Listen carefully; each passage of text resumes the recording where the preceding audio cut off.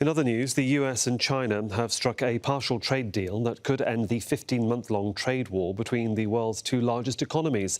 Donald Trump has held talks with China's vice premier and suspended a tariff hike on $250 billion worth of Chinese imports. Now, that was set to take effect on Tuesday. It may take more than a month for a full deal to be written out. But we've come to a deal on intellectual property, financial services, a tremendous deal for the farmers, a purchase of from $40 to $50 billion worth of agricultural products. Another big issue that we've come to conclusion on is currency, foreign exchange. We've also made very good progress on technology transfer, and we'll put some of technology transfer in phase one. Phase two will start negotiations almost immediately after we've concluded phase one and papered it.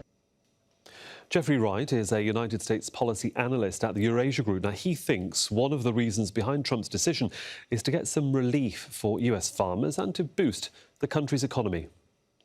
I think the pieces of this deal that are fairly concrete are the Chinese agricultural purchases, which Trump says they will step up above their current levels, and the cancellation of the looming tariff increase, which was due to go into place next week. Beyond that, there's a lot left undone around intellectual property, a sectoral opening for financial services firms in China that has been rumored and pulled back a number of times, and a lot of other issues where the real substance is still needs to be ironed out. The Chinese have already, over the last 2 weeks or so, their purchases of, particularly of soybeans, have been at much higher levels than they were for the bulk of this summer, and so that's a big relief to farmers. And if this deal holds, I think those purchases will continue or probably go up as well.